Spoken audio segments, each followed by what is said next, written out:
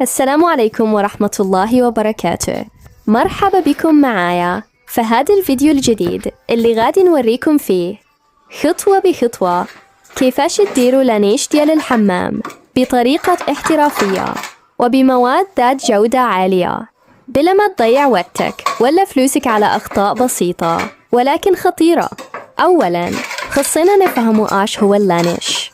اللانيش هو داك الجيب ولا الرف اللي كتير في الحائط داخل الدوش باش تحط فيه الشامبوان، صابون وكل شي لوازم النظافة، ولكن ماشي أي لانيش كتير كيف ما كان، خاصه يتخدم بطريقة هندسية دقيقة باش يكون عملي مقاوم للماء وكيعطي منظر زوين للحمام. دابا نمشيو للخطوة الأولى والتخطيط والقياسات. أول حاجة كنديرها هي كنحددو بلاصة اللانيش، خاصنا ناخدو القياسات بدقة باش يجي في المستوى المناسب، لا عالي بزاف لا هابط بزاف. مثلا الطول المثالي كيدور بين 30 حتى ل 60 سنتيمتر والعرض على حسب الحاجة. 2 الحفر في الحيط ولا البلوك. من بعد كنمشيو نحفر الحيط بزاوية مستوية، وهذه أهم خطوة حيث أي خطأ هنا غادي يخلي الرخام ما يجيش مستوي وغادي يبان العمل هاوي. العزل المائي étanchéité. قبل ما نركبوا الرخام كنستعملوا مادة العزل باش نمنعوا تسرب الماء، وخيكون الحيط من الكراميكا.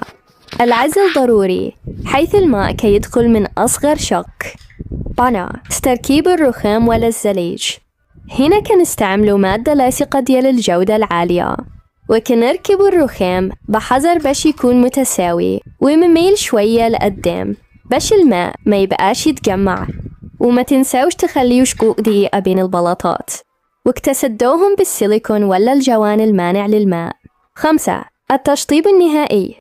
من بعد ما ينشف كل شيء كننقيه مزيان وكنشوفوا النتيجة. اللانيش خاصه يبان كأنه جزء من الحائط، ماشي شي حاجة مركبة كيف ما كان. نصائح ختامية: استثمر في الرخام مزيان، راهو المنظر كيبدا لسنين. دير شوية ديال الإنارة داخل اللانيش، غادي يعطي جمالية راقية وخباين بسيط. اللانيش هو اللي كيزوق الحمام ويعطيه واحد الشكل العصري. وها حنا سالينا، نتمنى تكونوا استفدتوا من الشرح. إذا عجبكم الفيديو ما تنساوش ديروا لايك، أبوني وفعلوا الجرس باش يوصلكم كل جديد على تقنيات الديكور والرخام.